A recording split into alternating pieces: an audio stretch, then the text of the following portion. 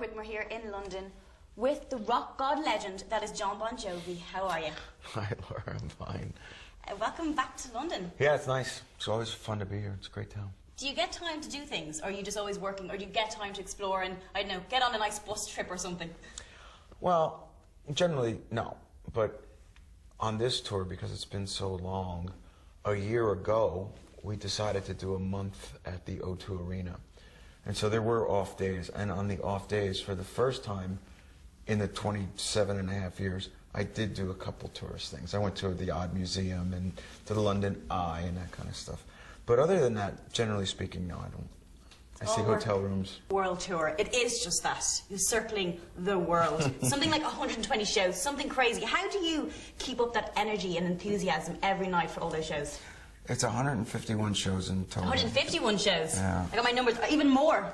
Well, you know, why I say that is because I have to ask myself that question. But the truth is, you know, we were in Manchester last night.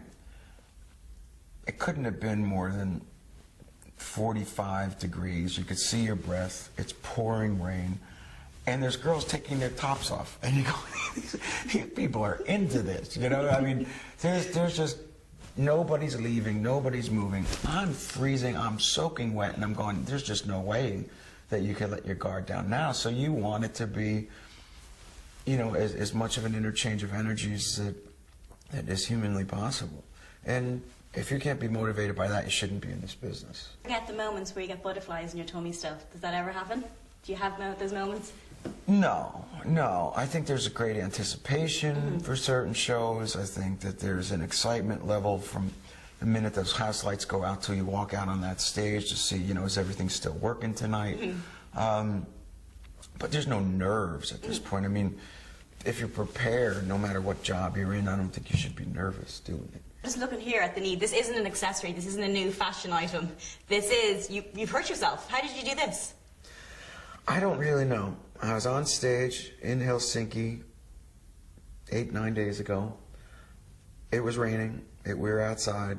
It was nothing that abrupt, but your meniscus, which is the tissue between the top and the bottom of your knee, blah, blah, blah, it just sort of gave out and tore. So I'm going to have it operated on in Dublin Friday, and we fortunately have a week off. So the doctor claims I'll be all right for Istanbul 8 days later. And I jokingly, you know, I can't dance anyhow, so it's not going to hurt anybody. I have to give you respect. Like you haven't cancelled any shows, and you've hurt yourself badly. Is that just something you just crack on? There's no cancellations in a Jon Bon Jovi tour? Well, you know, not if I can help it. Last year, freak accident, I tore my calf muscle really badly, but still had 13 shows on that leg, and so I did it on the other leg, you know? So do you hobble? Do you have a new move or something? A bit of a leaning going on? Yeah. I think there were extremes. There were, you know, should we get a park bench and have you sit on it? Like, you get a kind of acoustic set, sit down, romantic. But like I said, you know, if you're prepared, you get through. You get through just fine. And Richie's back with you now, so is that buzz back on tour now? How does it feel? It's always good to have Richie at my side. He's doing great. I just saw him a minute ago. But, you know, again, there's dark clouds in everybody's, you know, worlds, and he came through them, and he's doing well. He's happy, he's healthy, and he's focused.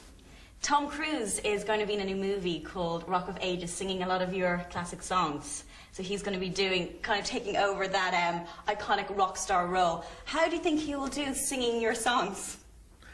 How do you feel about this? Knowing Tom Cruise from afar, everything that he does to 11.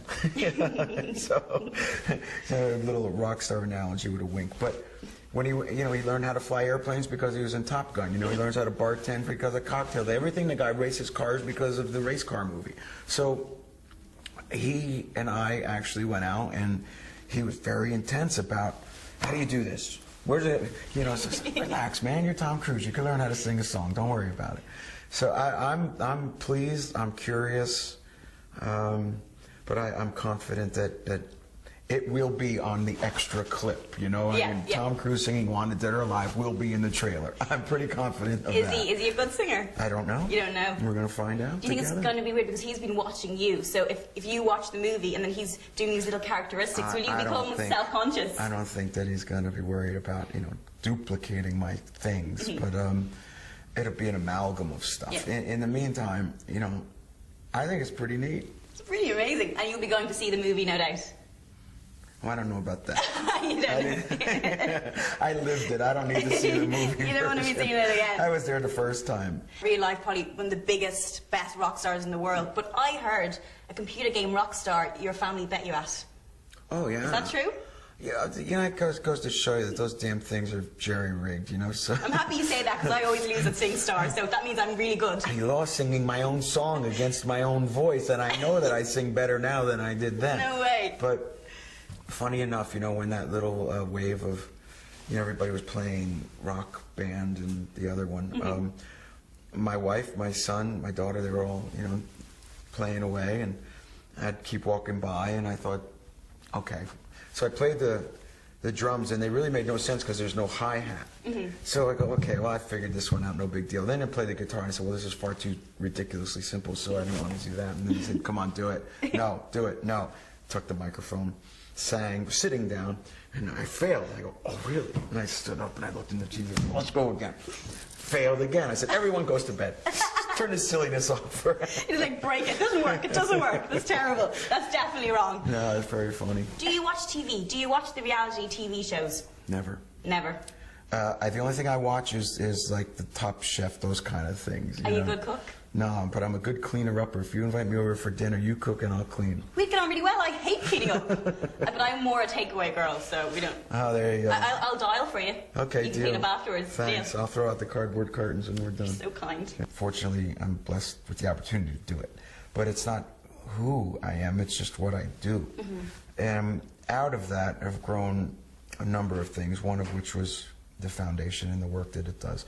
And so over the years, we've built 260 houses, and it's been great. And the president appointed me to a committee, his council on community solutions, and I've been traveling the country for 16 months now at a variety of shelters and kitchens and housing authorities, and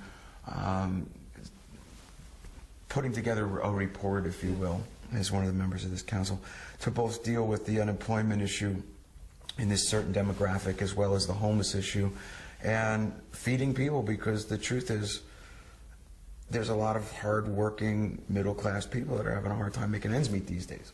Anyhow, life is about more than just singing and playing. You know?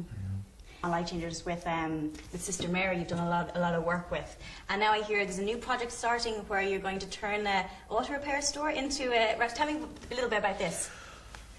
Over the last 6 years, like I said, we built these houses, and it's been great because the housing bubble happened, and a lot of people were losing their homes, or they were first-time homeowners, et cetera, et cetera.